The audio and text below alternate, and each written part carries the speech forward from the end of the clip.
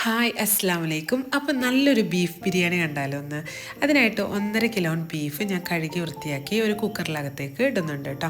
അതിലേക്ക് ഞാൻ 1 ടീസ്പൂണോളം ഇഞ്ചി വെളുത്തുള്ളി പേസ്റ്റും അതുപോലെ തന്നെ 1 ടീസ്പൂൺ മഞ്ഞൾപ്പൊടിയും പിന്നെ കുറച്ച് വെളിച്ചെണ്ണയും കുറച്ച് വേപ്പിലയും ഉപ്പും പിന്നെ കുറച്ച് ഗരം മസാല പൗഡറും കൂടിയിട്ട് നന്നായിട്ട് കൈ വെച്ച് മിക്സ് ചെയ്തിട്ട് ഞാൻ ഒരു 4 വിസിലോളം കുക്കർ അടുപ്പിക്കുന്നുണ്ട് കേട്ടോ.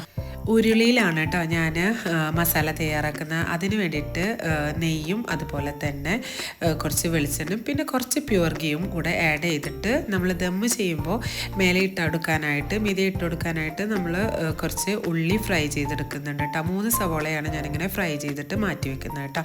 പിന്നെ ഇതിൻ്റെ മസാലയ്ക്ക് വേണ്ടിയിട്ട് ഞാൻ ആ ഓയിലിൽ തന്നെ 7 സവോള ഞാൻ ഇതുപോലെ ഇങ്ങനെ ഫ്രൈ ചെയ്തെടുക്കുന്നുണ്ട് കേട്ടോ. നല്ല ഡീപ്പ് ഫ്രൈ വേണ്ട, ഇതേപോലെ ഫ്രൈ ചെയ്തെടുത്താൽ മതി. അത് കോരി വേറെ നമ്മൾ മാറ്റി വെക്കുന്നുണ്ട് കേട്ടോ.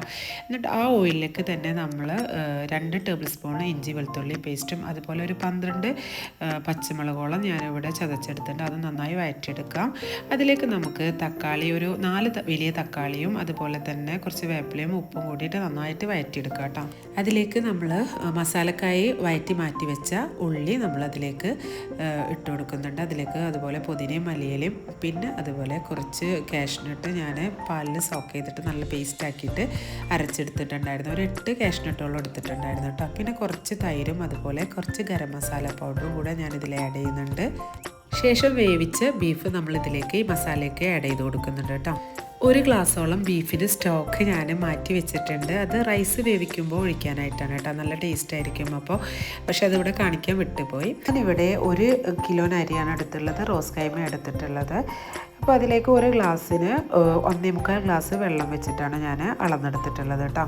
ഒരു പാത്രത്തിൽ നെയ്യും വെളിച്ചെണ്ണയും ഒഴിച്ച് അതിലേക്ക് പട്ട, കരയമ്പൂ, ഏലക്കായ, കുറച്ച് സവോളയും വഴറ്റി അതിലേക്ക് നമ്മൾ അളന്ന് മാറ്റി വെച്ച വെള്ളവും ബീഫിൻ്റെ സ്റ്റോക്കും ഒഴിച്ച് തിളപ്പിച്ചെടുത്തതിന് ശേഷം നമ്മളതിലേക്ക് റൈസ് ഇട്ട് ഇതുപോലെ വേവിച്ചെടുക്കുന്നുണ്ട് കേട്ടോ. ദമ്മ് ചെയ്യാനായിട്ട് നമ്മൾ പൊരിച്ച് മാറ്റി വെച്ചിട്ടുള്ള ഉള്ളിയും പുതിന മല്ലിയില പിന്നെ നമ്മൾ വേവിച്ച് വെച്ച റൈസും കൂടെ ഞാൻ ഇതിൻ്റെ മേലേക്ക് ഇട്ടെടുത്ത് കുറച്ച് പ്യുവർ ഗീയും കൂടെ നമ്മളിതിൽ ആഡ് ചെയ്ത് കൊടുക്കുന്നുണ്ട് കേട്ടോ. പിന്നെ നന്നായി ഇങ്ങനെ ചുറ്റുമൊഴിച്ചെടുത്തതിന് ശേഷം ഫ്രൈ ചെയ്ത ഉള്ളിയും മല്ലിയിലയും പിന്നെ കുറച്ച് ഗരം മസാലയും ഞാനിതിലേക്ക് ഇട്ട് കൊടുക്കുന്നുണ്ട്. എന്നിട്ട് ഒരു 20 മിനിറ്റോളം ഞാനിത് ചെറിയ ഫ്ലെയിമിൽ ദമ്മാക്കി എടുക്കുന്നുണ്ട് കേട്ടോ.